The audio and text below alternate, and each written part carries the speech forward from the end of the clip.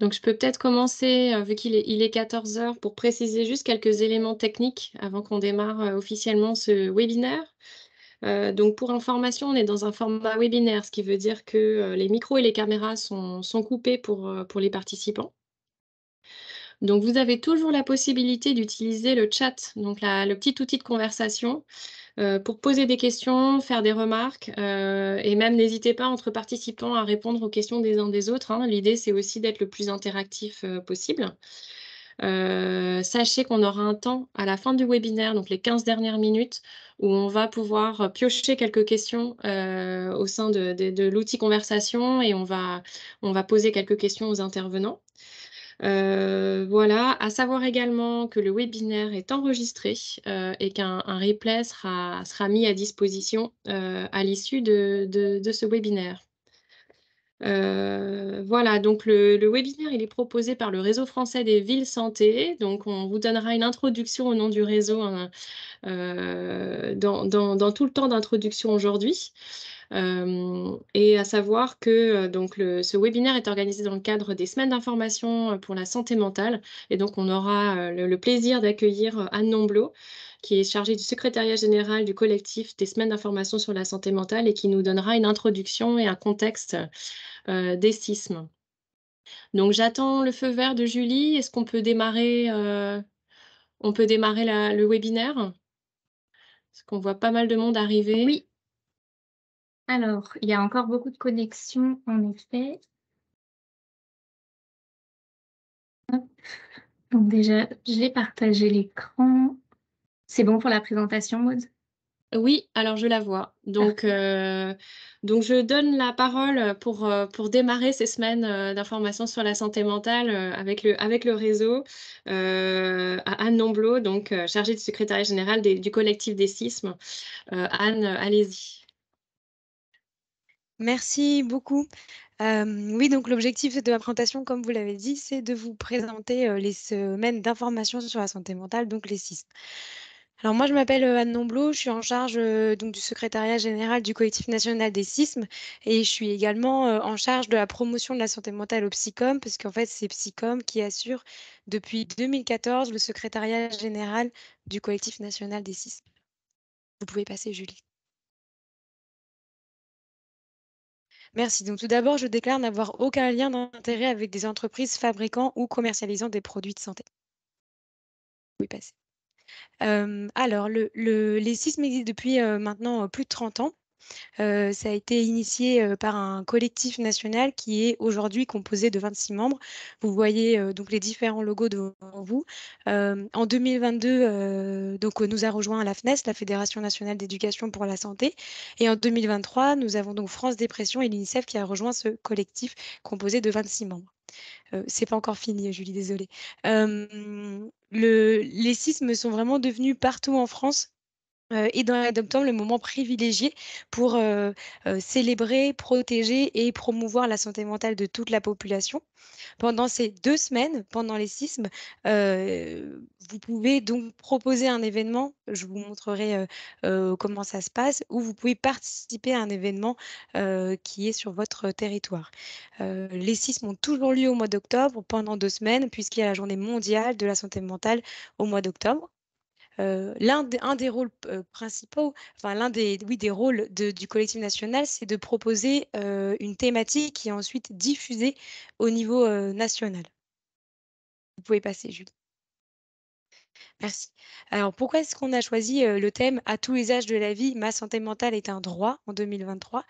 On a choisi ce thème parce que c'est l'OMS qui l'a affirmé en 2022 dans son dernier rapport.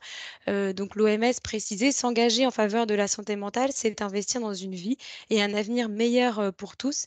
La santé mentale est un droit, chacun de nous mérite de s'épanouir». Vous le savez, nous avons tous et toutes une santé mentale, quel que soit notre âge, notre parcours de vie, que l'on ait un trouble psychique ou pas. Et tout comme nous avons une santé physique tout au long de la vie, on a aussi une santé mentale. Et la santé mentale est donc aussi importante que la santé physique.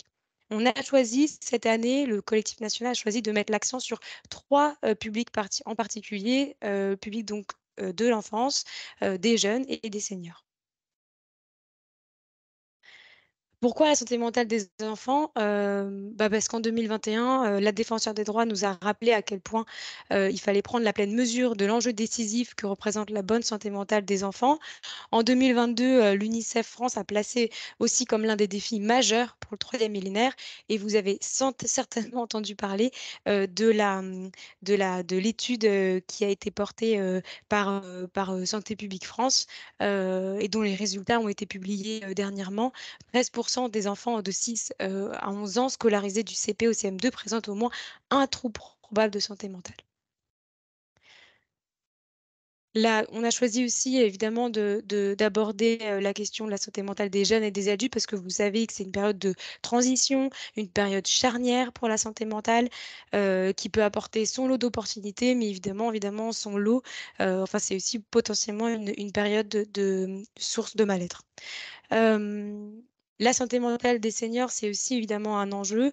Il y a un enjeu autour du bien vieillir psychiquement, un autre enjeu aussi autour des enjeux d'accompagnement et de soutien spécifique, en particulier pour les personnes en situation de perte d'autonomie, d'handicap, pour les personnes concernées par un trouble psychique ou encore celles qui sont exposées au risque de troubles mentaux, neurologiques ou somatiques.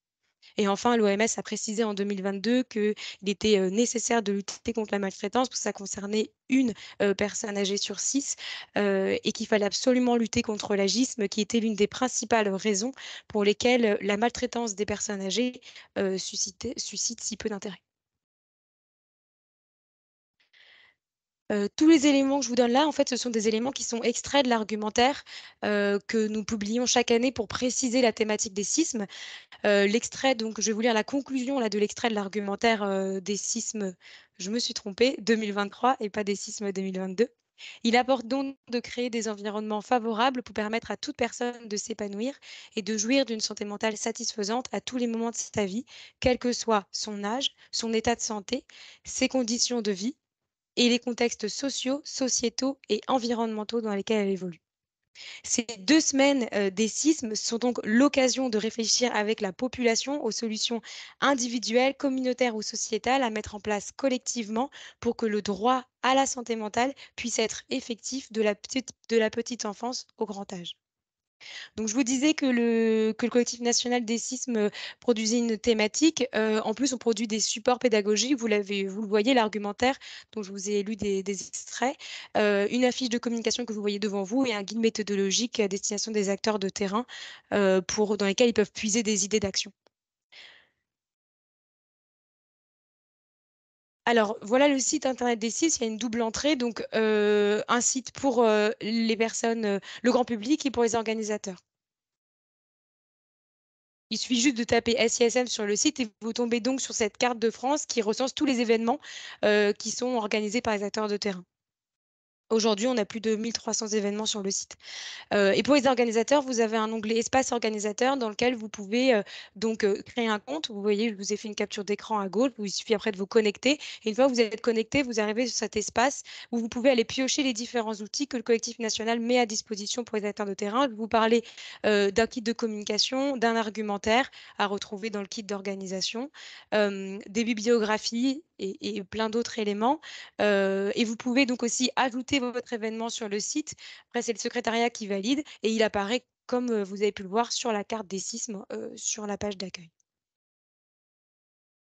Donc, qui peut proposer une action sisme? Alors, comme la santé mentale concerne tous les acteurs, évidemment, on insiste sur le fait que les sismes doivent s'inscrire dans une démarche intersectorielle. Enfin, en tout cas, on incite à cette démarche. Et donc, vous voyez énormément de professionnels issus de champs différents, que ça soit de la culture, de l'entraide, des collectivités locales, du sport, de l'éducation nationale.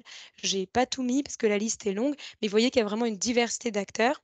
Il y a une possibilité de rejoindre, de créer pardon, des collectifs sismes locaux régionaux qui sont à retrouver sur le site internet des sismes. Il y a une rubrique spécialement pour trouver les collectifs sismes près de chez vous. Et on a donc déjà plus d'une cinquantaine de collectifs sismes locaux qui ont été recensés. Le collectif national met aussi à disposition un bilan dans lequel vous pouvez trouver énormément d'informations sur toutes les actions qui ont été portées et dans l'année et aussi un document complémentaire qui là, vraiment, c'est une sélection, d'actions, qu'on souhaitait, valoriser pour montrer, la dynamique sur les territoires et l'originalité des actions sismes et aussi en même temps la diversité, des partenariats que les acteurs arrivent à créer. Le thème des 6 de l'année dernière, c'était «Pour ma santé mentale, agissons pour notre environnement» et dans ce cadre-là, vous pouvez passer Julie, merci. Voici le bilan de l'année dernière, donc environ 1 200 événements, 2025 structures mobilisées, 239 collectifs sismes locaux. Vous voyez que, les outils que met à disposition le collectif national sont utilisés parce qu'il y a près de 21 000 téléchargements. Voilà toutes les, régions qui ont participé. Donc il y a des régions qui sont, plus, motrices, que d'autres, mais vous voyez que, l'entièreté des régions, sont mobilisées pour les sismes. Et enfin, vous trouvez donc tous les médias qui ont parlé des sismes, en 2022. Je terminerai donc sur la fiche de communication des sismes 2024. Vous avez d'ores et déjà tous les éléments pour construire les actions en 2024. Donc la thématique, c'est «En mouvement pour notre santé mentale». Vous avez donc dans votre rubrique, organisateur, vous trouverez l'argumentaire, le kit de communication et tous les éléments que je vous ai cités. Évidemment, l'objectif de cette thématique pour l'année prochaine, ça s'inscrit, dans le cadre des JO, et donc c'est pour ça qu'on a souhaité, faire une thématique en lien avec, le mouvement et le sport. Juste pour vous préciser que, les captures d'écran que je vous ai faites là, elles vont, changer puisqu'en 2024, les sismes auront donc, une nouvelle charte graphique et on a donc un nouveau site internet, qui sera beaucoup plus, fluide. Voilà, je vous remercie.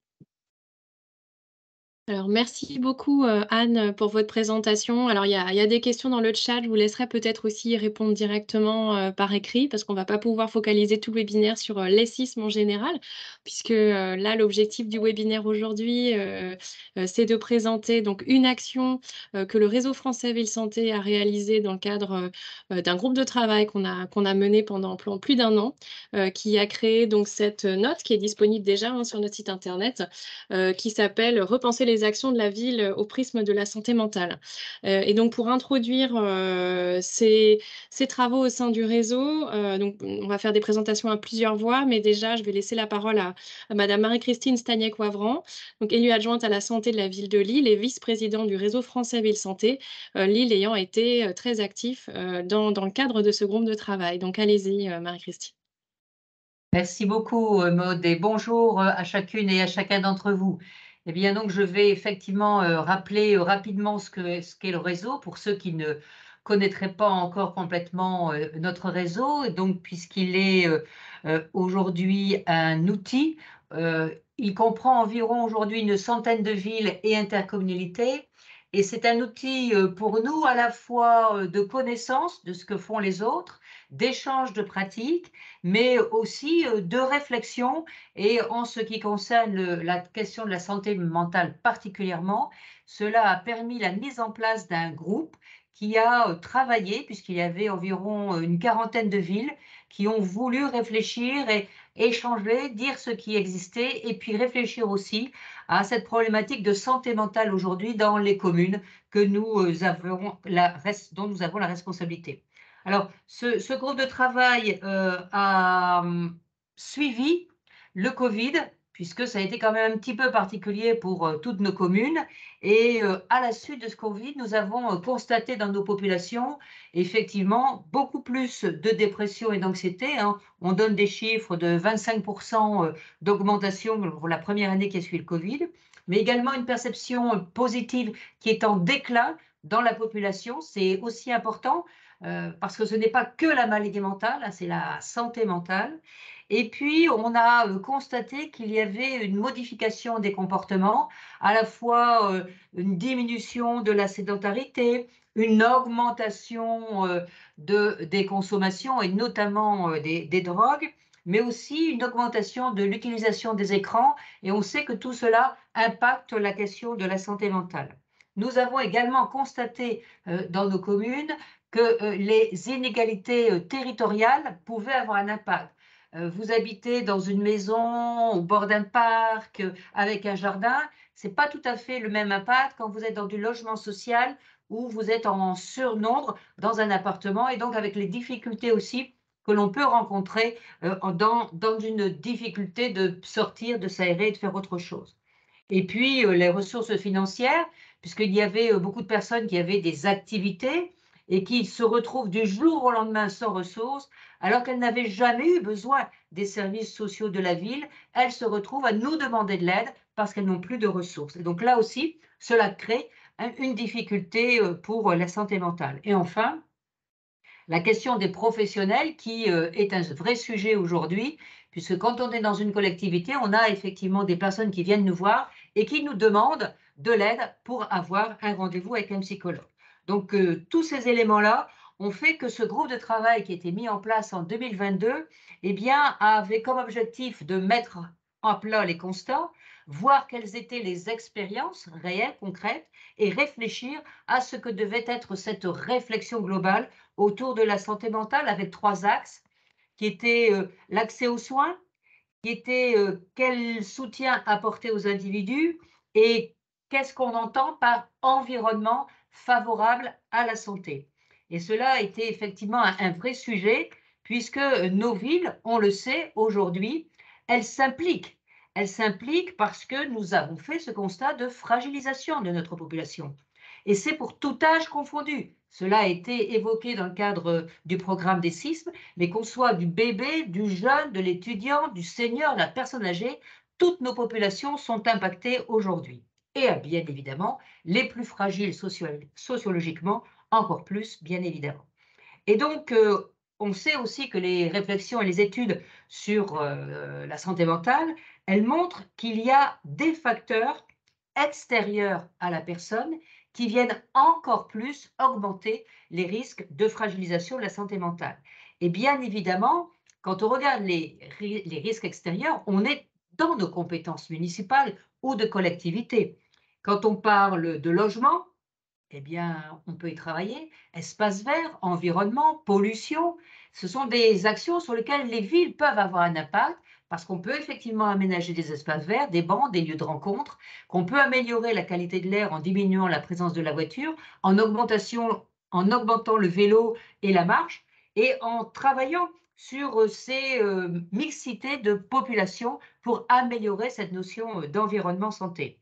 Mais aussi notre connaissance des publics, parce que nous sommes vraiment en première ligne et c'est vers nous qu'ils viennent, nous pouvons bien évidemment mieux percevoir quels sont leurs besoins, même si nous n'avons pas toutes les réponses. Parce que c'est malheureusement aujourd'hui une réalité, nous n'avons pas toutes les réponses. Mais nous avons aussi quelque chose d'important, c'est que en tant que collectivité, nous pouvons avoir un rôle de coordination, de mobilisation des partenaires. Et ça, c'est dans notre compétence.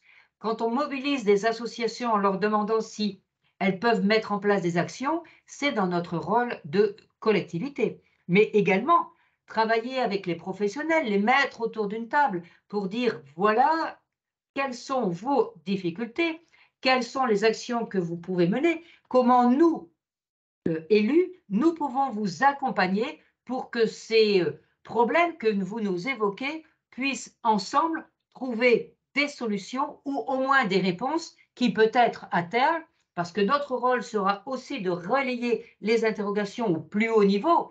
Et si je dis cela, c'est que notre réseau a la chance d'avoir des financements. D'abord les cotisations des villes, première, des subventions, parce que l'équipe porte des projets. Mais nous avons des financements qui viennent de la Direction générale de la santé, de santé publique, et donc nous pouvons être aussi les interlocuteurs pour faire remonter des problématiques au plus haut niveau. Et c'est cela aussi qui est intéressant, par nos connaissances du terrain, parce qu'on entend comme action, on peut aussi faire ce lien au plus haut niveau pour porter effectivement, entre guillemets, des revendications pour que dans nos communes, eh bien, nous ayons plus de moyens.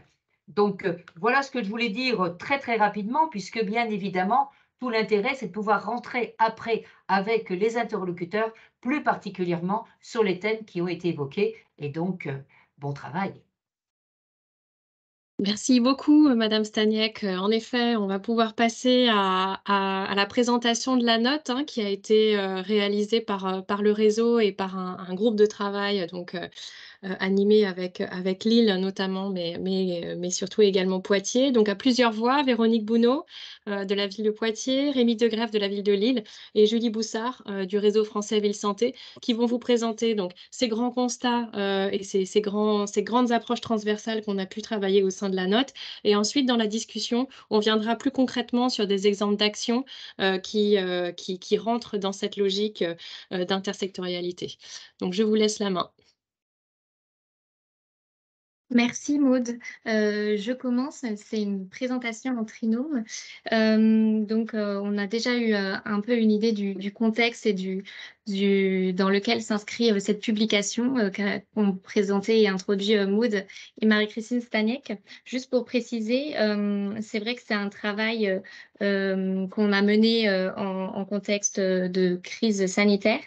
Là où l'accès à l'environnement extérieur, aux espaces verts, à la culture et aux services publics de proximité, entre autres, était restreint. Donc l'enjeu, c'était aussi de pouvoir partir de ces éléments-là pour mobiliser les collectivités locales, aussi bien les élus et les agents, et montrer qu'ils ont tous un rôle à jouer quand on parle de santé mentale. Je voulais aussi préciser qu'en dehors du comité de rédaction, donc avec la ville de Lille, la ville de Poitiers et le secrétariat du réseau français Ville Santé, on a aussi été nourris par des échanges et une relecture de 4 experts du sujet j'en profite pour les remercier à nouveau aujourd'hui. Donc le professeur Linda Cambon, le professeur Nicolas Franck, le professeur Philippe Michel, ainsi que Fanny Pastan du CCOMS. Donc, on va maintenant vous présenter un petit peu plus le contenu de cette note, mais ça sera une présentation partielle, étant donné le temps imparti. Donc, je vous invite, si vous voulez voir le document, à aller directement sur le site internet du réseau français Ville Santé, où vous pourrez retrouver la note. Là, je vais faire très rapidement parce que Marie-Christine Staniek a présenté les éléments. En effet, on s'attarde aussi sur une définition de la santé mentale en prenant en compte toutes ces dimensions et donc pas seulement l'absence de troubles, mais bien aussi la santé mentale positive. Également, donc, ça a été précisé, mais donc c'est une présentation en 3 axes et je vais commencer avec la première partie, justement, agir sur un cadre de vie favorable à la santé mentale. Et dans ce cadre-là, il y a plusieurs déterminants de la santé mentale qu'on associe au cadre de vie. La nature, le logement, le bruit, les mobilités également, mais aussi la perception des risques liés aux aléas naturels et aux accidents industriels, par exemple. Tout cela a un impact sur la santé mentale. Je vais pouvoir donner des détails sur 2 d'entre eux pour faire plus rapide. Par exemple, le rôle de la nature. Donc, on entend ici les espaces verts et les espaces bleus. Les effets bénéfiques des espaces verts et bleus sur la santé mentale sont prouvés. Il y a d'ailleurs un rapport de l'OMS qui met en avant, par exemple, que les espaces verts ont un impact bénéfique sur la perception du niveau de stress, sur les niveaux de sévérité des troubles psychiques aussi, et sur l'amélioration des capacités à se remettre d'un événement stressant. On pourrait citer d'autres bénéfices, par exemple, en lien avec la nature, enfin, dans les liens au plus proche de la nature, la pratique du jardinage, par exemple, qui a un impact thérapeutique dans le sens où il permet de créer et d'entretenir des liens réguliers avec la nature. Et il y a des études scientifiques qui montrent aussi que l'impact des usages des jardins partagés sur la santé mentale est positif, avec un meilleur sentiment de bien-être et une meilleure capacité de résilience, par exemple. Et donc, dans ce contexte-là, avec ces éléments-là, quel rôle des villes? Et ben justement, elles ont une possibilité d'agir dans leur politique de gestion des espaces verts, dans l'intégration aussi de la nature comme un pan essentiel des politiques d'aménagement et d'urbanisme. Donc, ça peut passer par la conception des espaces verts, le travail sur des parcours et une facilité des accès pour tous à ces espaces verts et aux espaces bleus. À noter également que les espaces verts et bleus, ils contribuent, ils sont des leviers essentiels pour l'adaptation des villes face au changement climatique. Et donc, à ce titre, il y a également un impact sur la santé mentale des habitants, notamment en période de canicule, par exemple, avec la réduction des îlots de chaleur. Je passe maintenant sur la question du bruit et des nuisances sonores. C'est vrai que plus de 20% de la population européenne se trouve exposée à des dommages sanitaires liés au bruit. Alors, il y a différents types de bruit, différents impacts aussi sur la santé. Ça peut aller des troubles du sommeil, aux difficultés d'apprentissage, à la perte d'audition, mais aussi jusqu'aux troubles de santé mentale. Et donc, là, à nouveau, les villes peuvent agir à travers leur politique de transport, par exemple en limitant la circulation de certains véhicules bruyants en ville, en étendant pardon, les surfaces et les zones piétonnes, mais aussi dans des actions de mise en place de lieux apaisés, de développement de zones calmes en ville ou même au sein des services et des lieux qui sont gérés par la ville. Ça peut avoir un impact important sur la santé mentale des habitants. Et je rajouterais aussi peut-être des possibilités d'agir pour améliorer les connaissances sur la question du bruit et de l'impact sur sa santé en réalisant des mesures du bruit, par exemple participatives, directement avec les habitants. Je passe la main à Véronique pour la deuxième partie. Merci Julie. Donc moi je vais vous présenter donc une toute petite partie de la deuxième partie, qui est donc autour plutôt des modes de vie et lutte contre les discriminations. Donc on a regardé tous les déterminants qui ont effectivement un impact sur qu'est-ce qui permet un mode de vie favorable à la santé mentale en particulier. Ce qui nous permet aussi de dire que finalement les déterminants santé et les déterminants de santé mentale sont à peu près les mêmes, hein. C'est aussi ce qu'on a vu pendant ce travail. Et donc dans cette partie, on va retrouver tout ce qui est activité physique, alimentation, accès aux arts et à la culture, voilà, tout ce qui est dans loisirs, et cetera. Et également, et c'est cette partie que je vais vous présenter, tout ce qui est autour du lien social et de l'utilité sociale, puisque c'est un facteur très important et un déterminant très important de la santé mentale.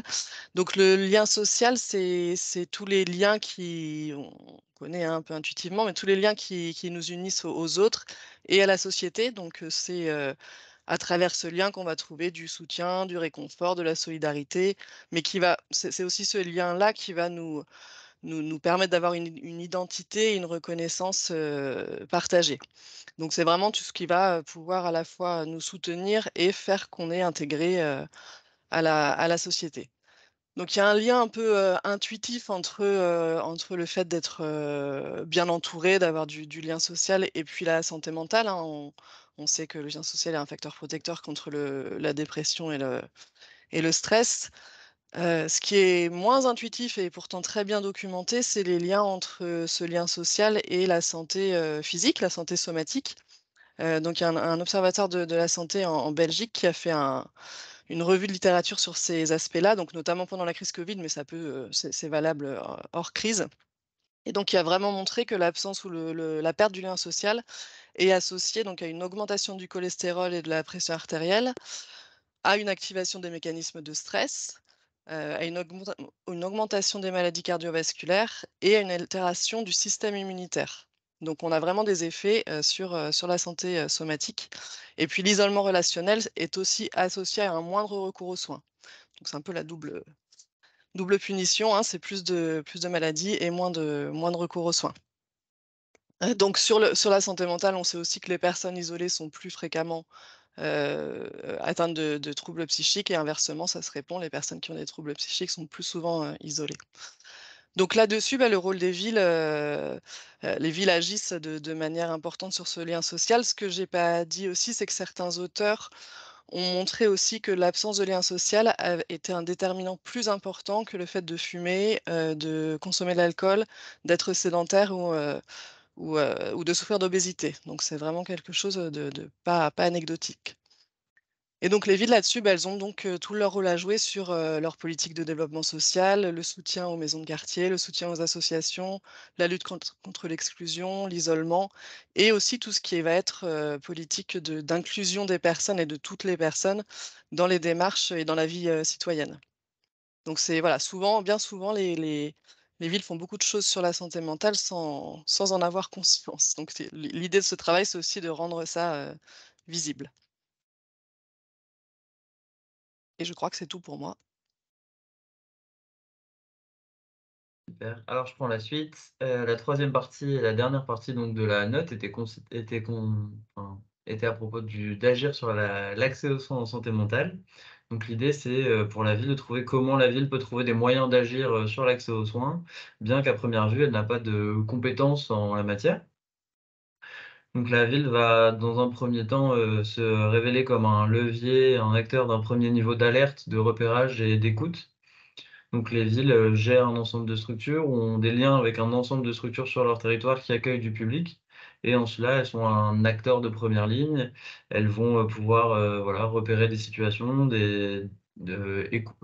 être, apporter une écoute et s'ils sont sensibilisés aux questions de santé mentale, alors, les acteurs de première ligne pourront apporter, de l'information, orienter le public, et accompagner le mieux possible. Alors la ville peut, en ça, avoir des premières responsabilités dans, la formation et la sensibilisation, à la santé mentale des acteurs, de son territoire. Donc les villes ont également la capacité de réagir et d'apporter une réponse adaptée en cas de crise. On l'a vu, pendant la crise sanitaire, avec, la mise en place, c'est encore sur la diapo précédente, Julie, avec la mise en place des lignes d'écoute, de permanence de psychologues, en fournissant un accompagnement spécifique pour les personnes qui en ont le plus besoin, les personnes en situation de vulnérabilité, en situation de précarité. Et donc à nouveau, si les acteurs sont formés, ils peuvent donner cette aide et sans pour autant avoir la capacité de répondre, aux besoins de soins. Puisque, donc les villes n'ont pas cette capacité, elles devront relayer, aux professionnels de santé et donc à leur tour, se confronter, à la pénurie médicale. Mais donc, 2e axe, 2e levier pour les villes, ça va être aussi d'avoir un rôle dans le fait de faciliter la concertation entre les acteurs pour, favoriser un meilleur accès aux soins. Donc le système de soins, en santé mentale, il est complexe, il est méconnu, il subit des manques de moyens et parfois difficile de se retrouver dans la diversité des acteurs, donc les différents services de l'hôpital, dont les CMP, la médecine de ville, les psychologues, les psychanalystes, les psychothérapeutes. C'est assez méconnu, à la sortie de la crise, donc ça devient de plus en plus connu, mais à la sortie de la crise, c'était encore bien méconnu et donc la ville a plusieurs leviers pour justement concerter tous ces acteurs et hem et puis faire en sorte que, tous soient mieux connus. Alors elle peut faire ça à plusieurs échelles, hein, donc que ce soit avec, les ASV, donc les ateliers santé ville, avec, via les CLS, donc les contrats locaux de santé, via les CLSM, les conseils locaux de santé mentale, ou alors, donc qui sont à l'échelle d'une ville ou d'une intercommunalité ou alors à plus grande échelle, sur les projets territoriaux de santé mentale. Donc c'est plein d'instances et plein de leviers qui permettent, voilà, de coordonner des acteurs et de faciliter les connaissances de chacun sur ces questions. On voit aussi le développement des CPTS, donc les communautés professionnelles territoriales de santé, qui permettent, grâce à des réseaux de professionnels de santé, d'agir sur l'accès aux soins, sur un territoire. Donc on voit qu'à de nombreuses, échelles, la ville peut, trouver un levier dans le fait de faire ce rôle de liant entre, les différents acteurs, que ce soit dans le repérage, donc comment on donne une meilleure information pour, orienter vers le soin. Parfois même entre les acteurs du soin, eux-mêmes, donc entre les acteurs du soin de la ville et de l'hôpital ou encore, directement avec les habitants, avec les acteurs locaux, via des sensibilisations, des formations sur la santé mentale pour, renforcer les connaissances de chacun et des dispositifs existants qui sont tous précieux et donc former aussi bien, les centres sociaux que des clubs sportifs pour, voilà, faciliter le repérage, l'orientation et l'accès aux soins. Je conclus, merci Rémi et Véronique. C'est vrai que c'était une présentation assez rapide. On a essayé de donner certains éléments. Donc, à nouveau, je vous invite, si vous le souhaitez, à aller consulter la note en accès libre en ligne. Et juste pour terminer très rapidement, on a aussi apporté quelques recommandations dans cette note où on met en avant le fait qu'il est à souhaiter que l'intégration de la santé mentale dans toutes les politiques soit une réalité et deviennent un élément majeur dans la mise en œuvre d'actions et dans la conception et l'évaluation des politiques également. Également, on souligne l'importance d'une instance dédiée à la santé mentale. D'ailleurs, l'outil du CLSM, cet espace de coordination locale, semble être à saisir dans ce cadre-là et dans le cadre de la gestion de crise également. Et je termine juste en disant que le travail du réseau français Ville Santé ne s'arrête pas là. C'était une première étape de faire cette publication et cette note. On va continuer nos échanges et l'idée, c'est d'aller vers de nouveaux travaux en apportant des éléments concrets, d'exemples d'actions sur les territoires et dans les villes. Et donc, on a un premier aperçu avec la discussion ensuite.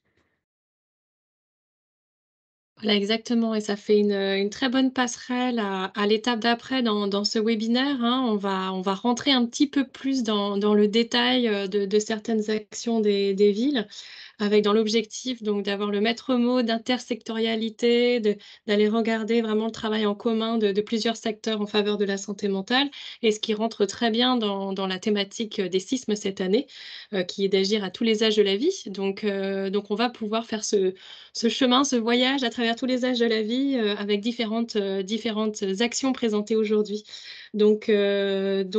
J'accueille donc en ligne Lucille Vercouter, médecin directeur de la direction de santé publique de la ville de Valence, Manon Beauvisage, responsable du secteur adulte-famille et du pôle ressources santé de la maison de quartier d'Oisem à Lille, Marlène Collineau, qui je vois s'est connectée, adjointe déléguée à la santé de la ville de Nantes, et Véronique Bounot, donc qui a déjà présenté tout à l'heure, vous la connaissez déjà. Donc 3 minutes par intervenant. Vous allez donner quelques éléments d'action que vous réalisez, et ensuite on aura une discussion avec quelques questions pour préciser certains aspects de vos actions et de vos méthodologies. Donc Lucille Vercouter de la ville de Valence, allez-y. Avec le micro. On ne vous entend pas. Voilà, ça y Voilà. est, j'ai mis le micro. Donc, vous m'aviez demandé de présenter l'action qui s'appelle Promotion de la santé des jeunes de 16 à 25 ans au Centre Santé Jeunes de Valence.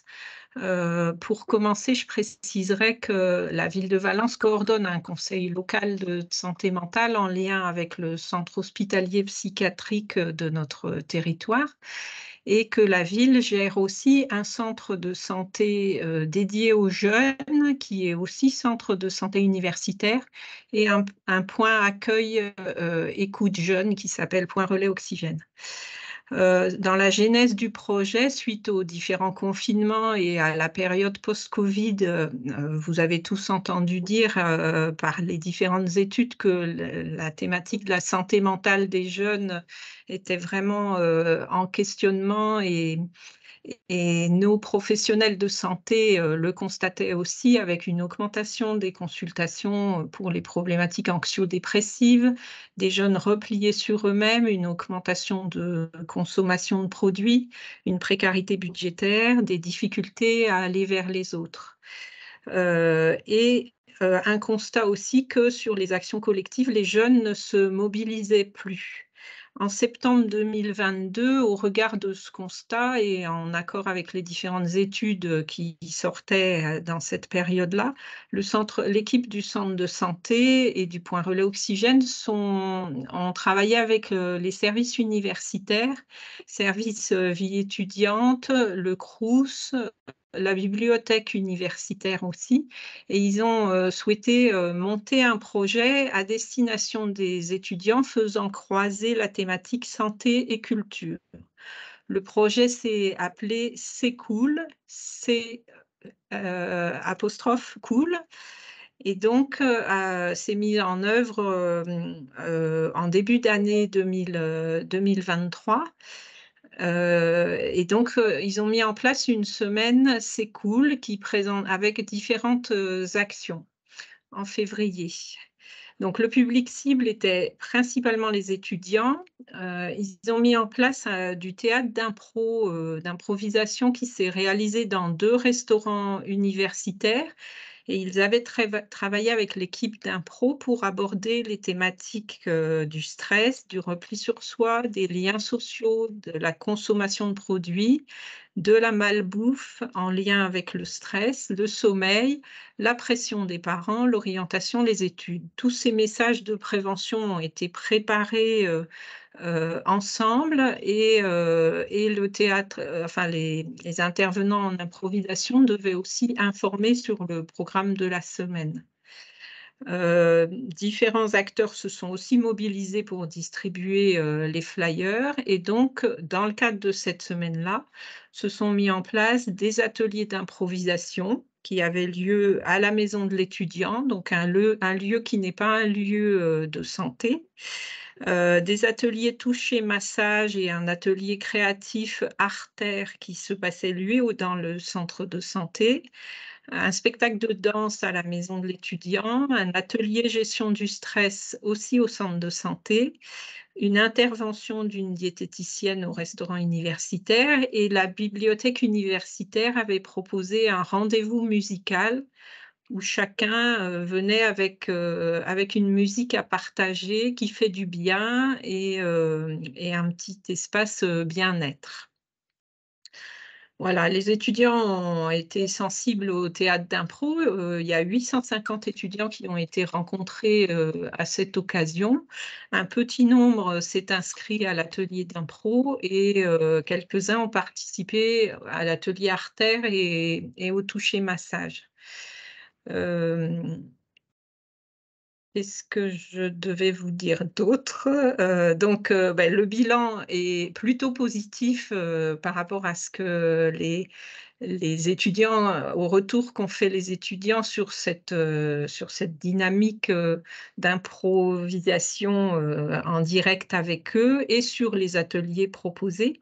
En parallèle, on avait effectué une enquête auprès des étudiants et on a aussi décidé de remettre en place des ateliers bien-être, à cette rentrée scolaire, avec toucher massage, artère et relaxation 1 fois par mois. Parfait. Heu Merci. Je pense que vous aurez aussi l'occasion de Mmh. pouvoir mettre des liens ou recompléter dans la discussion après. Donc là, on va passer à Lille. On va faire le tour et ensuite je vous reposerai une question pour pouvoir creuser Tout à certains fait. éléments. Donc Manon Beauvisage, vous allez nous introduire rapidement l'action de box thérapie, hein, je crois, qui est réalisée, à Lille. Allez-y. Oui, bonjour à tous, merci pour l'invitation. Du coup, Manon Beauvisage, je suis responsable du secteur adulte famille et du pôle ressources santé de la maison de quartier d'Oisem. Alors juste pour remettre le cadre, notre structure permet d'offrir un accueil intergénérationnel, une diversité d'activités et de services de proximité. Et nous sommes un relais ressources des actions de la ville de Lille via le dispositif du pôle ressources santé, donc un point d'ancrage pour rendre accessible la santé pour tous. Et donc, nos missions sont d'amener les actions de promotion de santé au plus près des habitants.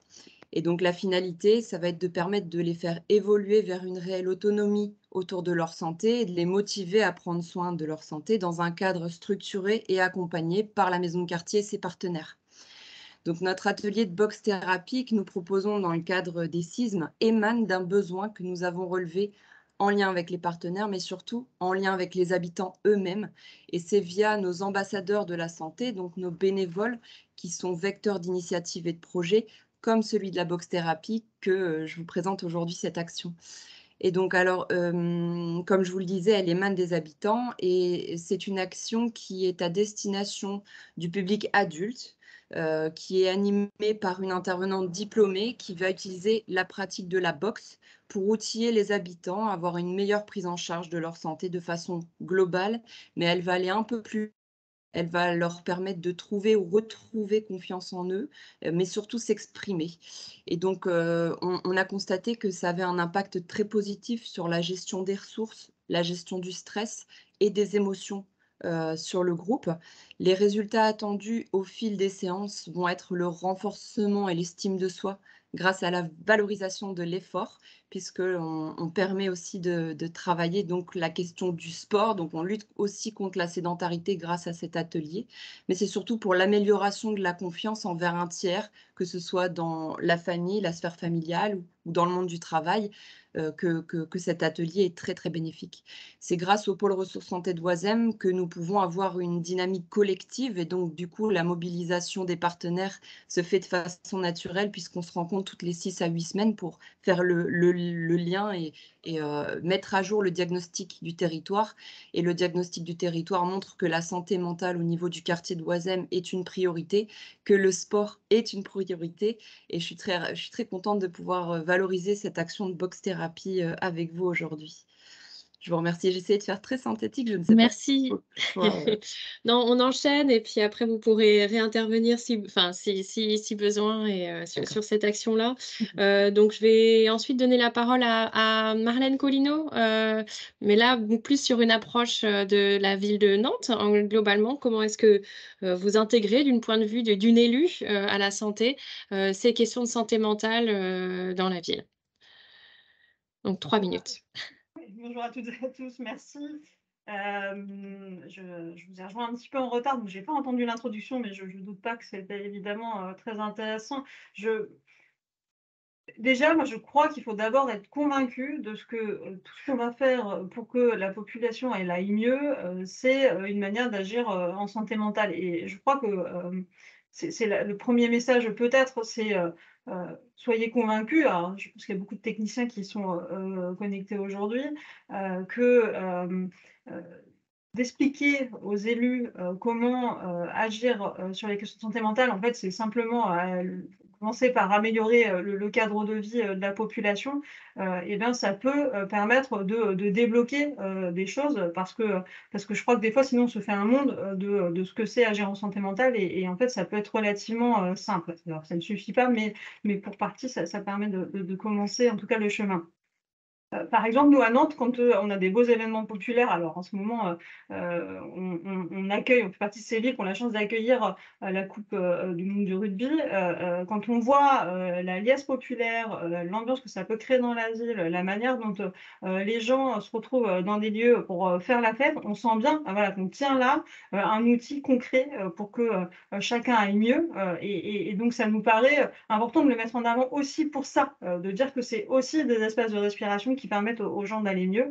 Je pense aussi à tout ce qu'on fait en matière de culture. On a eu récemment un événement porté par Wild Beaks, donc avec ces marionnettes géantes qui font des parades dans les rues. Et on voit bien que la manière dont la population elle se saisit ce genre d'événement où très nombreux, des dizaines de milliers de personnes suivent une parade, on sent bien que ça peut être voilà, un endroit concret du aller mieux et d'aller mieux ensemble et ça paraît extrêmement important. Alors après, sinon on agit concrètement comme beaucoup d'autres villes au-delà de ces grands événements évidemment. Peut-être, moi, mais parce que j'y tiens, faire un focus sur les questions de santé scolaire et de la manière dont les agents à la ville de Nantes qui sont, donc puisque la santé scolaire à la ville de Nantes est exercée par nos agents municipaux, hein, par délégation de l'éducation nationale. Il y a eu cette année tout un travail autour de la question de la prévention sur la prévention des violences sexuelles dans le cadre notamment des CPS. J'imagine que vous en avez un peu parlé jusque-là. Et c'est vrai que on sait bien comment agir jeune sur ces questions-là. C'est aussi faire en sorte que les personnes qui pourraient être atteintes plus tard de troubles en santé mentale, de troubles psychiques, et moi je rappelle toujours ce chiffre, mais voilà, une personne qui a été victime de violences sexuelles enfant, elle a malheureusement eu un risque sur 2 de faire une tentative de suicide au cours de sa vie. Donc agir très en amont sur ces questions-là, c'est évidemment agir de manière concrète en faveur de la bonne santé mentale de la population. un autre peut-être sujet, puis j'arrête là parce que je pense que je serai largement dans mes 3 minutes, mais sur un sujet qui a rien à voir, mais pour vous montrer comment on peut, aussi, avec des idées assez simples, améliorer la santé mentale des personnes. On sait bien l'importance de la place de la nature, pour aller bien. Dans une ville comme la ville de Nantes, c'est des fois compliqué, de trouver, de la nature, même si on a la chance d'avoir, 101 parcs, ce qui, à l'échelle de notre ville est quand même, un nombre conséquent. Mais on s'est rendu compte que, l'accès à ces parcs-là, eh bien, il était inégal en fonction de là où on habitait, dans la ville. Et donc un des travaux qu'on fait actuellement, c'est s'assurer que chaque personne, chaque habitant, en fait, ait accès à moins de 10 minutes à pied, d'un parc, d'un jardin, d'un point de nature. Parce qu'il nous semble que là aussi, c'est une manière, concrète, en fait, de pouvoir, se sentir mieux, dans une ville qui peut parfois paraître oppressante. Et donc c'est le rôle de la collectivité de pouvoir offrir cet espace, de nature, dans la ville. Donc voilà, c'était un 3e exemple. Merci beaucoup, Marlène Collineau. Donc je vais laisser la parole à la 4e intervenante, donc Véronique Bonneau, qu'on a déjà entendue, mais sur les actions de la ville de Poitiers. Oui, donc moi je vais vous présenter une action qui vise directement donc les compétences psychosociales des enfants. Donc pour être très très synthétique, les compétences psychosociales, donc ce sont toutes les compétences cognitives, émotionnelles et sociales qui permettent à tout un chacun d'être épanoui dans sa vie quotidienne. Donc ça va être l'esprit critique, l'esprit créatif, les capacités de communication, les relations interpersonnelles, et cetera, les capacités de raisonnement. Donc à Poitiers, on a souhaité donc en 2019, on a commencé à travailler un projet, visant donc les compétences psychosociales des tout petits, dans le cadre du contrat local de santé. Donc on a travaillé avec nos collègues du service petite enfance, et du service, éducation pour, réfléchir un peu ensemble à comment on pouvait travailler ce sujet-là. Donc avec, vraiment une volonté d'être, sur une entrée plutôt, développement global de l'enfant, épanouissement, plutôt que sur une vision, très, prévention de problèmes de santé, hein. On était plutôt sur, voilà, une vision plus approche, globale. Et donc on a réuni un comité de pilotage, et on s'est rapidement, focalisé en fait sur un quartier avec l'idée, de pouvoir travailler sur, un peu une cohorte d'enfants. Donc, d'abord de travailler auprès des enfants de 0 à 3 ans, ensuite de pouvoir, donc en formant tous les intervenants, ensuite de pouvoir aller sur les 6-11, puis pardon, les 3-6 et ensuite les 6-11. Hem Donc ce qu'on a fait, c'est qu'on a réuni un groupe de travail local, donc vraiment à l'échelle du quartier. On a réuni tous les acteurs qui, intervenaient auprès de ces enfants de 0 à 3 ans. Donc les agents crèches, mais, tous les agents crèches, y compris, la personne qui s'occupe des repas, enfin tous ceux qui sont en interaction avec les enfants. On a associé les animateurs, périscolaires, donc qui travaillaient auprès des tout petits, la PMI, les enseignants de toute petite section et les ATSEM, qui intervenaient aussi auprès de ces enfants-là. Et puis avec ce groupe de travail, on a écrit, le cahier des charges du projet et de la formation. Donc ça a demandé 1 an de travail, hein, pour, déjà se mettre d'accord entre tous ces intervenants sur, ce qu'on attendait du projet. Et puis donc on a pu mettre en place une formation de 2 jours avec une intervenante, spécialisée sur ces questions-là. Donc auprès de tous ces acteurs avec vraiment les objectifs donc d'apport, sur le développement global de l'enfant, l'objectif aussi de lien territorial autour de ces questions et l'idée de favoriser un contexte, sur tous les lieux de vie des enfants. Donc ça, c'était en 2019. Ensuite, donc l'objectif était de pouvoir monter, et de former donc surtout les enseignants, hein, qui intervenaient auprès des 3-6 ans. Donc là, ça a été plus compliqué. Donc on a passé 2 ans à essayer de proposer ça au sein de l'éducation nationale et enfin, on avait un peu l'éducation nationale sur le premier volet sur les 0-3 ans, mais là, ça concernait quand même beaucoup d'agents éducation nationale. Donc là, finalement, on a réorienté un peu le projet et on forme finalement toutes les crèches avec une démarche territoriale, donc avec à chaque fois les enseignants, les animateurs et cetera. Donc aujourd'hui, on est à une centaine d'agents formés, ce qui correspond à peu près 450 enfants, concernés par le projet. On a donc l'objectif de rejoindre toutes les crèches et puis donc parallèlement, comme on a organisé un comité de pilotage, donc une gouvernance par rapport à ce travail-là, on travaille en fait tous les projets de CPS sur différents temps, et notamment là, on a mis en place une formation auprès des agents périscolaires, qui interviennent sur toutes les écoles de Poitiers et on a créé une malle pédagogique avec différents supports, outils pour travailler ces compétences psychosociales. Donc voilà, à partir d'une expérience sur un quartier, là, on rayonne sur, différentes tranches d'âge et sur, l'ensemble des établissements de la ville. Merci beaucoup. Donc là, on a eu un petit aperçu de beaucoup d'actions de ville. Là, l'idée de la discussion, c'est d'aller creuser un peu cette question d'intersectorialité. Comment est-ce qu'on fait pour travailler en tant que responsable santé, en tant qu'élu à la santé, sur pour aller un petit peu travailler ces questions de santé mentale dans les différentes politiques et les actions. D'ailleurs, je m'adresse déjà à Marlène Collineau sur ces questions-là. Comment est-ce qu'on fait en tant qu'élu à la santé pour travailler cette question de santé mentale avec ses autres collègues élus ou avec les services pour qu'ils aillent travailler avec les autres services de la ville. Vous avez donné un petit peu d'éléments autour des espaces verts, mais est-ce que vous pourriez apporter quelques éléments en plus sur ce sujet? Je crois que, j'allais dire malheureusement, mais le sujet a été évoqué plusieurs fois depuis la crise sanitaire, la question, de la santé mentale a tellement émergé que l'ensemble de nos collègues élus, sont au fait, des attentes de la population sur le sujet.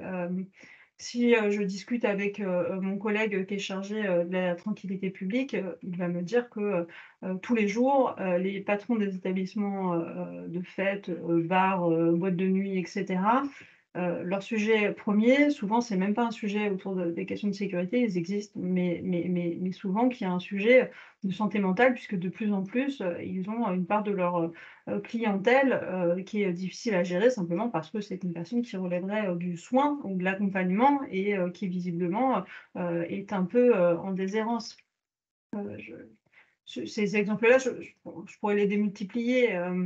On voit bien que c'est voilà, qu'un sujet qui malheureusement a complètement, qui existe complètement, en tout cas dans nos réalités quotidiennes et que la population elle nous interpelle sans arrêt là-dessus. Et les problèmes de voisinage, on a très souvent des voisins très compréhensifs nous disant, en fait, on a bien vu que monsieur ou madame untel gênait le fonctionnement normal de l'immeuble, non pas parce que c'est quelqu'un de désagréable, mais parce que c'est quelqu'un qui visiblement a des soucis et qui nécessiterait d'être soutenu davantage, accompagné par des professionnels dédiés. Donc moi j'ai l'impression que ce sujet, il est connu. Après, c'est ce que je disais un peu en introduction, c'est comment chacun est convaincu que les actions qu'il va mener, y compris dans des champs qui peuvent être très différents, et ben, ont des impacts positifs sur la santé mentale des habitants. Et que, par exemple, quand on promeut le vélo en ville, ou la marche active, en fait, c'est évidemment bon pour la santé physique, mais c'est aussi bon pour la santé mentale. Et c'est des arguments qu'on entend peu jusqu'alors, alors même qu'ils sont assez évidents et qui sont documentés et qu'il y a des voilà, il y a eu des preuves apportées sur, par exemple, l'importance effectivement de la marche pour se sentir mieux dans son environnement. Donc ce qu'on dit sur la santé physique, je pense qu'il faut être capable de le porter et dire voilà, ça a aussi des effets concrets sur la santé mentale. Alors là, je parle de quelque part de bien-être et donc je ne parle pas de toute la population, puisqu'après, on a aussi une part de la population qui, là, relève aussi du soin et pour lesquels on est bien d'accord que l'accompagnement doit être encore différent. Mais en population générale, on peut assez simplement trouver des solutions. Et moi, en tout cas, moi, j'ai l'impression que mes collègues élus en sont assez convaincus et comprennent bien que eh bien, leurs actions, elles peuvent permettre à chacun de se sentir mieux. Je vais prendre peut-être un autre exemple. J'ai entendu tout à l'heure être évoqué les formations de premiers secours en santé mentale.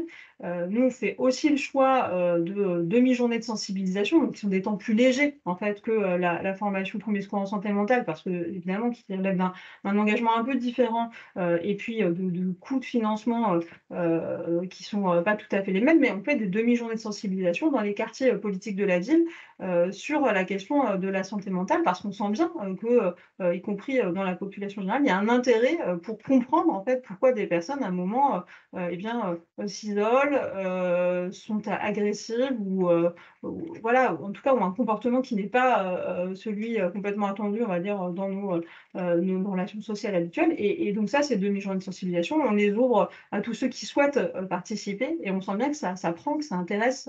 Donc c'est aussi une manière concrète de pouvoir répondre à ces questions-là.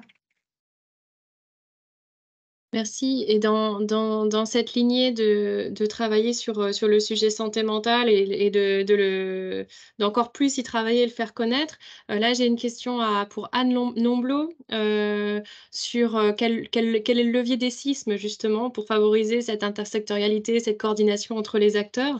Est-ce que vous avez un exemple d'action sur ces aspects-là? Oui, bah, j'ai un exemple d'action, mais qui va reprendre aussi une organisation de travail que vous avez déjà citée. Moi, je voulais évoquer une action CIS qui a eu lieu l'année dernière et victime de son succès, elle a donc décidé d'être reconduite encore cette année pour 2023. En fait, c'est une action CISM qui a été portée par le CLSM, donc Conseil local de santé mentale de Navarre Côte Basque, dont la coordinatrice d'ailleurs est Charlotte Camus. C'est un CLSM qui est très investi sur les questions des sismes et le comité de pilotage regroupait énormément d'acteurs. Bon, déjà, il y avait le CLSM qui est en lui-même un espace de coordination avec des acteurs issus de champs différents, on l'a déjà dit. Mais pour ce comité de pilotage, ils ont été rejoints par un professeur de l'éducation nationale, par un groupe d'entraide mutuelle. Et puis par d'autres acteurs, mais je ne peux pas vous faire une liste parce que la liste était quand même longue. Cette liste, elle est à retrouver dans le bilan des sismes. Et donc, dans ce cadre-là, dans le cadre des actions sismes de 2022, étant donné que la thématique portait sur l'aménagement urbain et l'environnement physique, ils ont choisi de se rapprocher d'une association locale de préservation de l'environnement et de l'océan qui s'appelle Surfrider. Et avec donc cette association locale de préservation et d'éducation à l'environnement, ils ont choisi d'organiser une action de collecte de déchets, mais également de tri et de valorisation de ces déchets. Merci Julie. Vous voyez là des photos qui ont été prises. Ça a été vraiment un véritable succès puisque, comme vous voyez sur les photos, vous ne pouvez pas compter, mais il y avait plus de 150 personnes qui ont participé. Et c'était la première fois qu'on voyait une action santé mentale qui avait à la fois des bénéfices au niveau de la santé mentale, mais également des bénéfices au niveau de l'environnement et de ce qu'on appelle des co-bénéfices.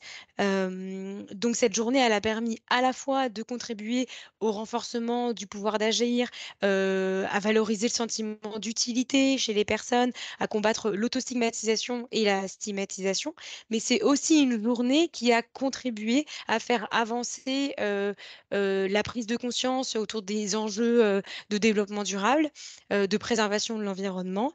Il y a un bilan quantitatif qui a évidemment été réalisé, que vous pouvez retrouver sur le site de l'association locale de préservation de l'environnement Surfrider. Mais pour info, juste pour vous donner une idée, il y avait plus de 3000 déchets qui ont été collectés. Et parmi ces déchets, après, une démarche de revalorisation des déchets a été entreprise. Je peux vous citer quelques propos qui ont été, enfin, en tout cas, des propos, enfin, un article qui a été paru dans Sud-Ouest. Je vous lis donc cet extrait de cet article. Cette journée aura permis de déstigmatiser et casser certains préjugés trop souvent portés sur les personnes atteintes de troubles psychiques en créant un véritable lieu ouvert à la mixité sociale. Des habitants de toutes générations, des familles avec enfants, des lycéens, des patients se sont retrouvés tous liés par un même but, œuvrer pour la protection de la planète en comprenant puis dépassant les problèmes liés à la santé mentale. Donc là, c'est un exemple, d'action, vous voyez, de vraiment où on décloisonne les thématiques. On décloisonne sur le terrain avec des acteurs qui sont issus de champs différents, mais donc on décloisonne les thématiques. On aborde la santé mentale au travers d'actions de préservation de l'environnement et c'est pour cette raison que l'année prochaine, la thématique des sismes porte sur le sport et sur le lien avec, les mouvements, le sport parce que justement, on peut très bien et c'est l'importance de la santé mentale, ça concerne tout le monde. C'est l'intérêt, c'est d'ouvrir les thématiques de santé mentale pour que maintenant, on comprenne que quand on agit quelque part, on agit aussi sur la santé mentale et que c'est pas cloisonné et qu'il n'est pas nécessaire de prévoir des actions spécialement sur la santé mentale. C'est que vraiment, c'est un ensemble, d'actions qui peuvent se situer dans des champs différents.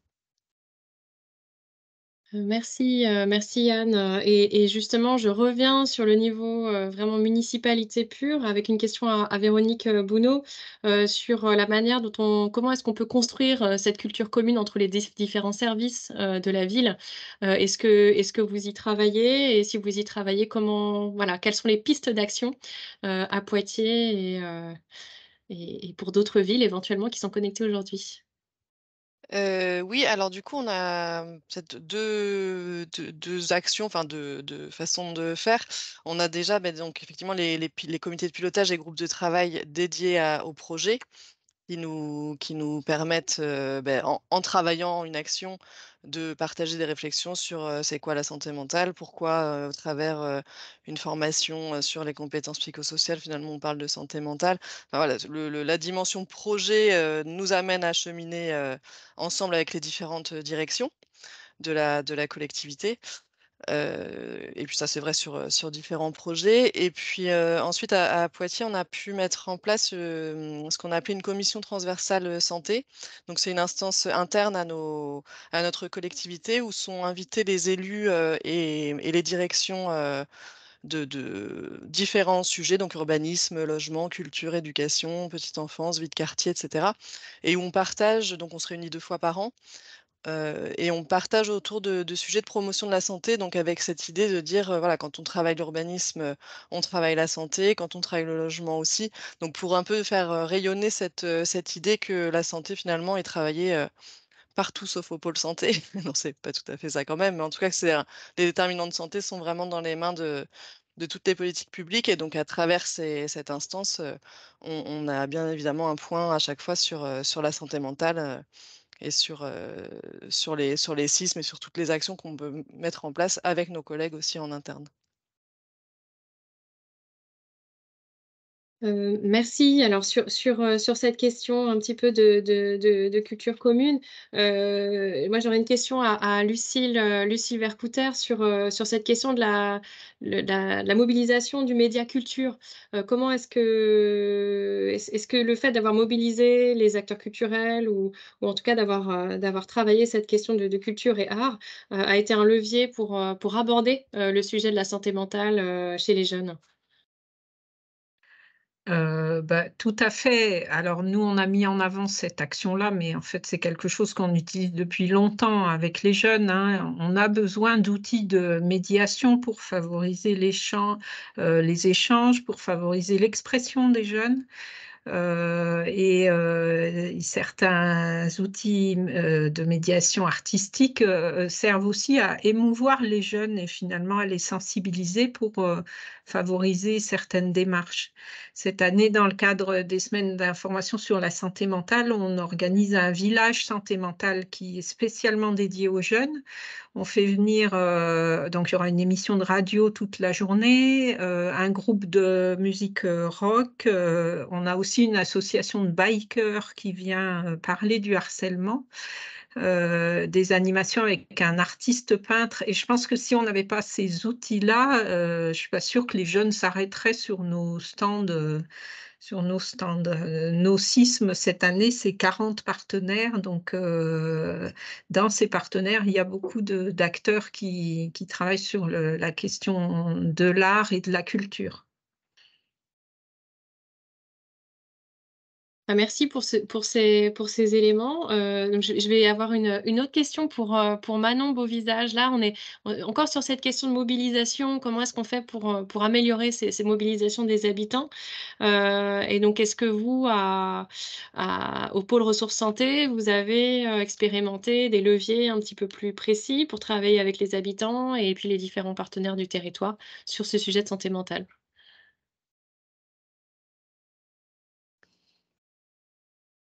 Alors oui, effectivement, la mobilisation, des habitants, surtout les habitants les plus isolés, elle est pas facile. Donc du coup, on a mis en place des temps de concertation et on utilise aussi les bénévoles en santé pour aller chercher le public le plus isolé sur le quartier d'Oisem. Et donc on inaugure sur des temps forts en espace public. On montre qu'on est présent. Les ambassadrices santé sont à l'origine aussi d'ateliers de bien-être, des temps de concertation ouverts.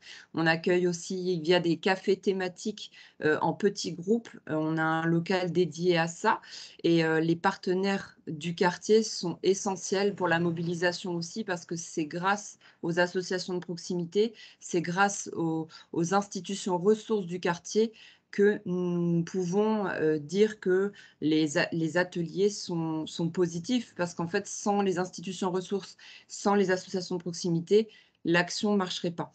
Et en plus de ça, nous, notre rôle en tant que pôle ressources santé, c'est aussi d'amener les habitants les plus isolés du quartier à aller pousser la porte des institutions parce que ça, on sait aussi que c'est un frein réel.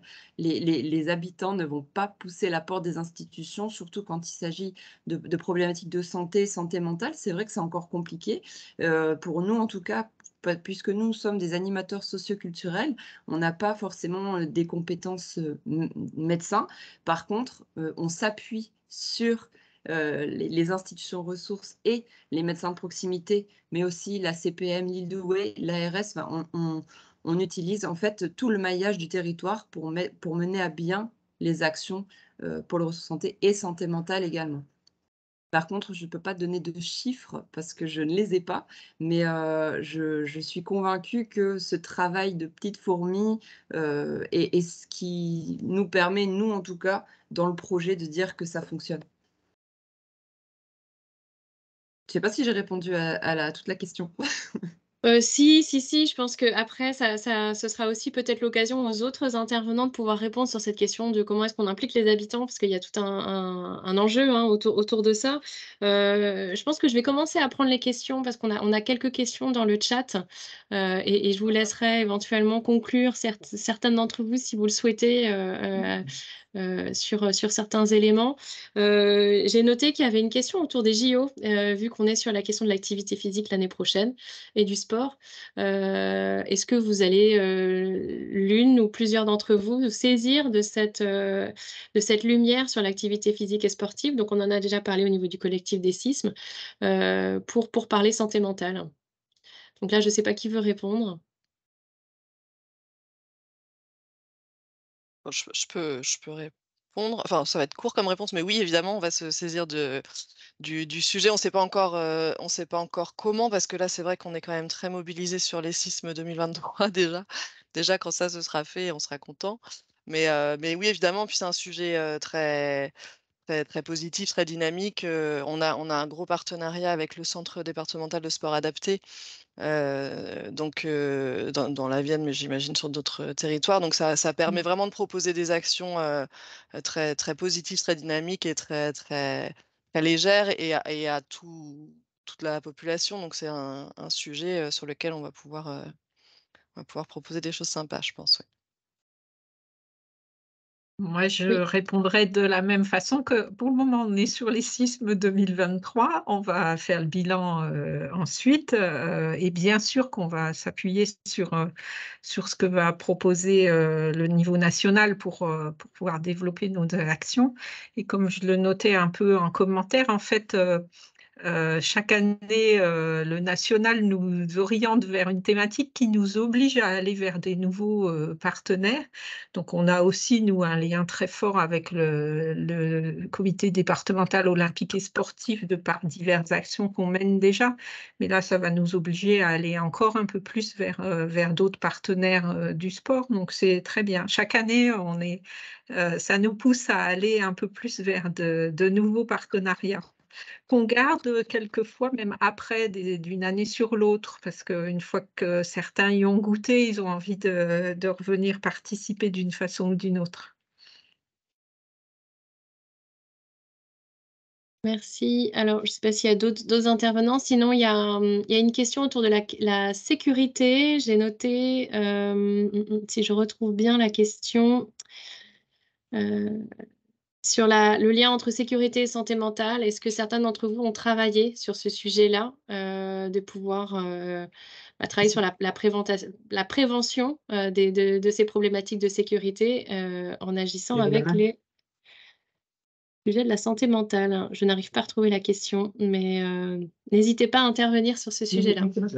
J'avais fait une petite réponse dans le chat pour expliquer le travail du CLSPD ici à Lille dans un groupe prévention à l'entrée dans le trafic des jeunes.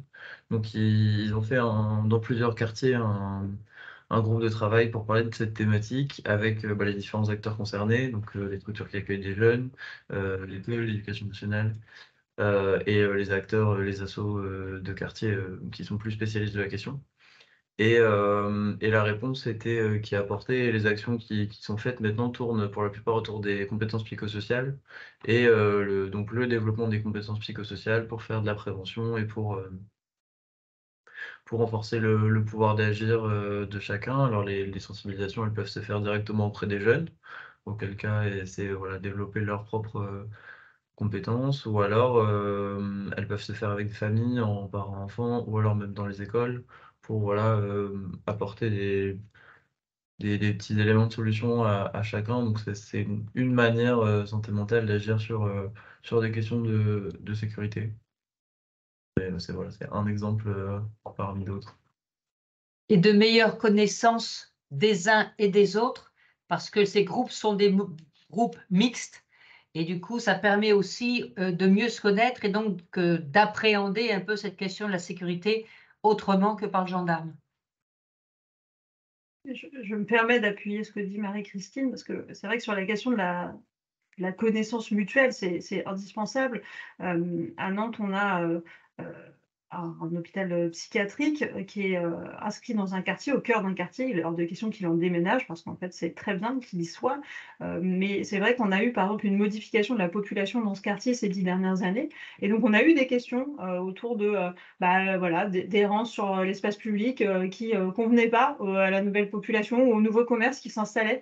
Et en fait, on a besoin de mettre tout le monde autour de la même table et de discuter, que chacun comprenne la réalité des uns et des autres. Errer sur l'espace public, c'est pas forcément dangereux. Ça peut surprendre, notamment quand on parle des personnes crient, hein, quand on parle d'une proximité avec l'hôpital psychiatrique, il y a des choses qui peuvent effectivement surprendre ce que nous sommes les uns les autres. Mais en fait, il faut apprendre aussi à respecter les différences.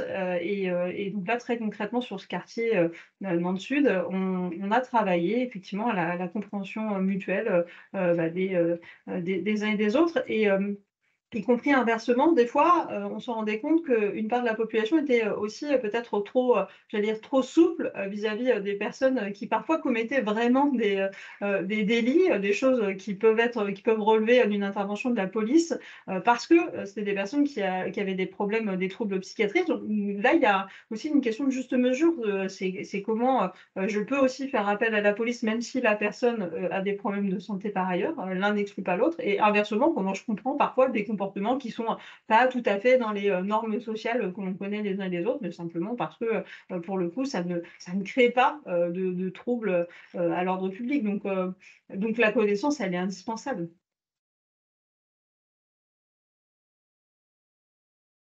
Si, il y avait une demande de parole de Lucille Vercouter également. Oui, dans le cadre du lien entre CLSPD et santé mentale, nous, ça a été sur Valence à l'origine de la création de formations d'adultes relais, adultes qui pouvaient être en lien avec des jeunes et qui peuvent être relais pour orienter les jeunes. Donc, repérer les jeunes qui vont pas bien et les orienter vers les services de soins.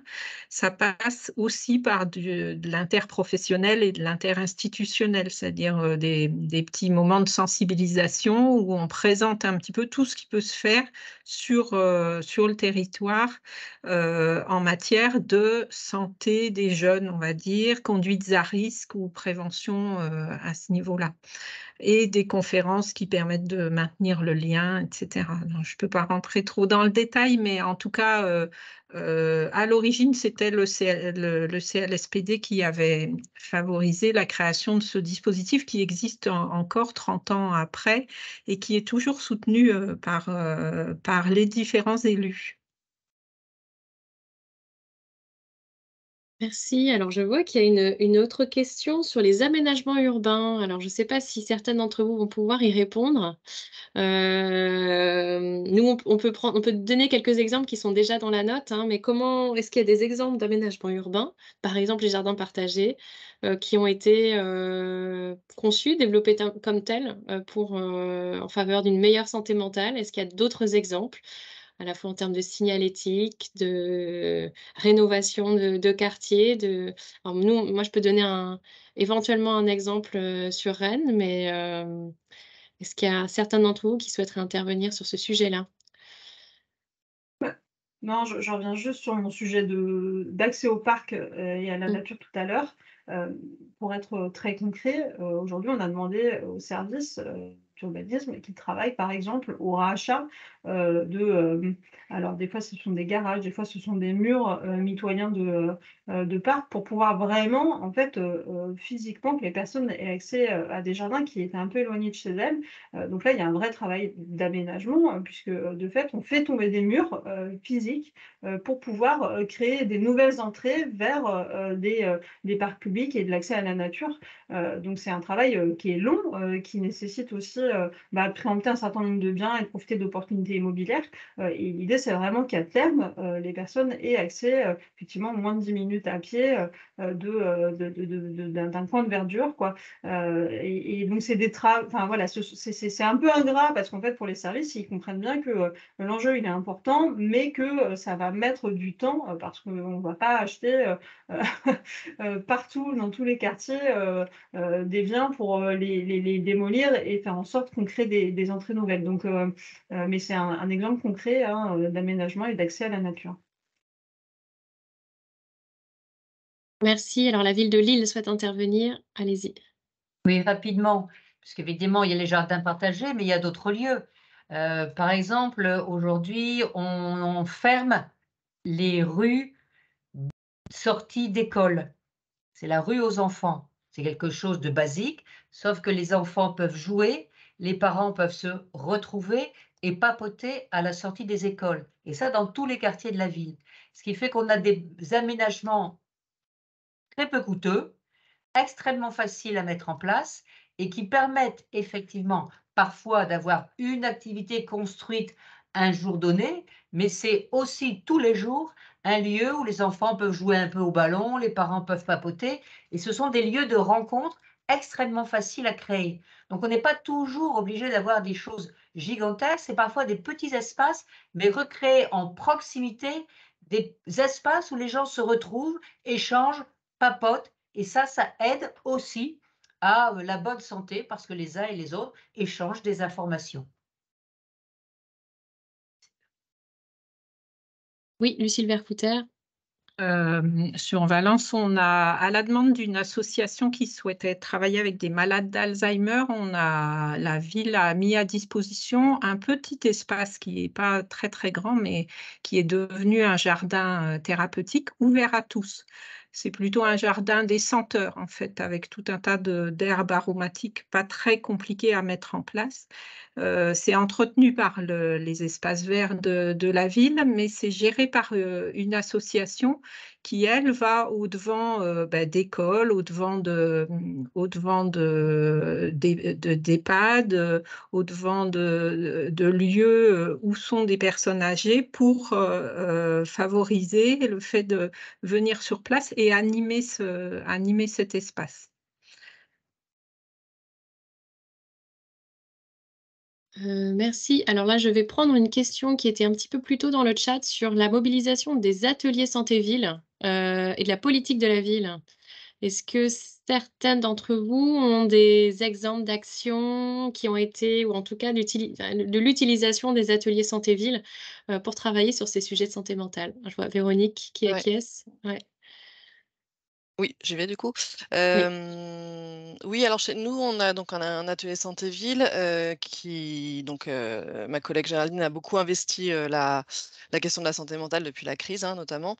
Donc avec toujours des animations avec des petits groupes à partir d'animations participatives type photolangage, etc. Et donc de plus en plus de personnes dans ces animations qui s'intéressent aux questions.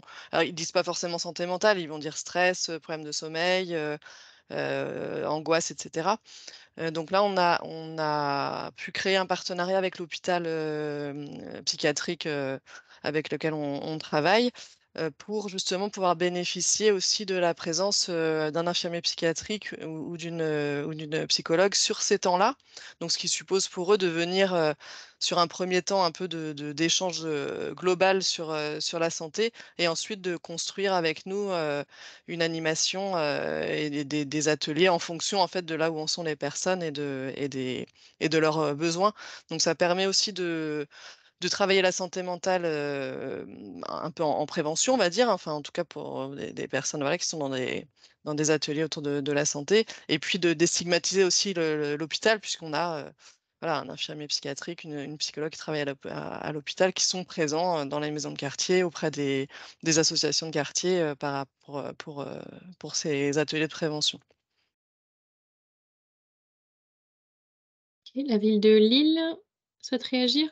Oui. Oui, en complément, parce que je pense que c'est effectivement important de montrer que on n'a pas besoin d'avoir des choses extrêmement organisées ou complexes. Dans les centres sociaux, dans les maisons de quartier, il y a longtemps que cette question qui ne s'appelait pas santé mentale apparaissait, puisque les groupes bien-être, gestion de stress, étaient déjà des actions qui existaient. Aujourd'hui, on met des mots là-dessus parce que ça s'est aggravé, donc on met des mots santé mentale sur des actions qui, au départ, n'étaient pas aussi identifiées. Et donc, ça s'est élargi. Là, vous avez l'exemple de Oisem, il y a un autre quartier où ils ont des conférences thématiques avec un psychiatre, où il y a des ateliers pour aller plus loin dans la prise de parole et dans les groupes de parole. Et il y a bien évidemment, au travers des pôles ressources, qui sont pour nous les ateliers santé dans les quartiers, ces dynamiques qui existent. Si on prend un centre social qui est présent ici, il y a un espace écoute santé dans le centre social, avec un psychologue, ce qui permet très concrètement, dans le centre social même, d'avoir une permanence et donc de commencer à travailler plus en profondeur, y compris sur des choses qui existaient avant. Les ateliers stress, ce n'est pas que depuis le Covid, c'était déjà bien avant. Mais aujourd'hui, on met des mots sur des choses qui n'étaient pas très, très claires. Et puis, on a, nous, la chance d'avoir un CLSM depuis 11 ans maintenant. Et donc, cette pratique de lien avec les professionnels de la santé, c'est aussi facilitateur dans les actions que l'on veut développer. Merci. Alors, il nous reste que quelques minutes. Je pense que je vais prendre. Alors, il y a eu des réponses apportées aux questions qui ont été posées. Donc, je pense que je vais cibler la dernière question sur cette question quand même Il y avait plusieurs demandes de précision sur la commission transversale interélue qui a beaucoup intéressé à Poitiers. Donc, Véronique, si tu peux peut-être apporter quelques éléments plus précis sur cette démarche. Et on va clôturer là-dessus. Oui, alors j'ai pas vu passer les questions, donc je sais pas trop quelles Alors, précisions de demande je sont. t'apporte, alors comment fonctionnent les commissions transversales? Comment les amener? Initier le travail avec les élus et puis maintenir, hein, pérenniser, j'imagine aussi cette démarche-là, parce que c'est Ouais. aussi ça, le vrai sujet. Alors en tout cas pour l'amener, on a fait tout un travail avec notre élu à la santé, qui a bon, elle déjà, il a fallu qu'on lui présente l'objectif, pourquoi on voulait mettre en place cette commission, ce qu'on en attendait, etc. Donc, je précise que c'est une instance qui est vraiment une instance de partage d'informations. On n'est pas du tout dans une instance décisionnaire ou de suivi de projet. On est vraiment sur de l'information transversale, justement. Je vais répondre très vite parce qu'il reste 2 minutes. Donc, c'était déjà voilà, le travail avec notre élu à la santé, qu'elle en soit convaincue de l'importance. Et puis ensuite, c'est elle qui a pu nous proposer des élus qui paraissaient plus pas intéressants, mais plus intéressés par la question et qu'on allait pouvoir mobiliser. Donc on a commencé avec peut-être 5-6 élus et les directions qui sont rattachés à leur délégation. Et puis ensuite, l'enjeu effectivement de maintenir la dynamique, c'est une vraie question qu'on se pose à chaque fois en construisant l'ordre du jour, puisque comme on s'adresse aussi bien aux espaces verts qu'à l'éducation ou à l'administration générale, c'est un peu difficile de trouver des sujets qui tiennent tout le monde à chaque fois. Donc on adapte un petit peu les invités aussi en fonction de l'ordre du jour. Et puis on essaye de construire l'ordre du jour avec d'autres services. Donc là, par exemple, la prochaine commission, on aura le service urbanisme avec l'élu à l'urbanisme qui présente l'EIS l'évaluation d'impact en santé qu'on vient de terminer. Donc voilà, à chaque fois, c'est un petit travail d'aller chercher, de construire l'ordre du jour avec les autres services et puis de faire attention à ce que les personnes se retrouvent sur au moins un des thèmes qu'on va aborder. Et puis la nouveauté, c'est aussi qu'on invite maintenant un scientifique, en tout cas quelqu'un qui a réfléchi à ces questions d'intégrer la santé dans les politiques publiques ou d'autres questions. Et on amène aussi, on étaye aussi ces commissions avec de l'apport un peu scientifique sur ces questions-là. Très bien, merci beaucoup. Alors on va devoir arrêter de clôturer la discussion pour aujourd'hui, puisqu'il est 15h30 tout pile. Donc la note est disponible en ligne sur notre site, ça a été diffusé à plusieurs reprises. Donc quelques remerciements. Alors déjà, on va en profiter à nos financeurs, parce que le réseau est financé par nos cotisations, mais également par des financeurs que sont le ministère de la Santé et Santé publique France. Donc aussi les membres du réseau qui ont participé aux travaux et puis qui participent encore activement à toutes nos actions. Bien sûr, tous les intervenants et participants au webinaire aujourd'hui, c'était très dense. On va faire une note de synthèse de toutes les actions qui ont été présentées aujourd'hui. Le replay, surtout du webinaire, sera disponible en ligne. Donc, vous pourrez aussi revenir sur tout ce qui a été présenté. Donc, on vous invite à largement diffuser cette note, qui est vraiment plus une base de discussion, en fait, de comment est-ce qu'on peut travailler la santé mentale un petit peu dans toutes les actions. Et nous, en tout cas, au niveau du réseau, on va prolonger ces travaux-là avec des groupes de travail qui vont se réunir dans l'année et on va continuer à travailler plus précisément sur remonter les actions des villes, continuer à partager ces actions, puisque c'est l'objectif du réseau français Ville Santé. Voilà, donc je vous remercie toutes et tous. Et puis donc à très bientôt. N'hésitez pas à vous inscrire à notre newsletter pour pouvoir suivre toutes les actions du réseau. Et puis bonne semaine d'informations sur la santé mentale et je vous souhaite de participer à beaucoup d'activités dans ce cadre. Merci à tous et à très bientôt.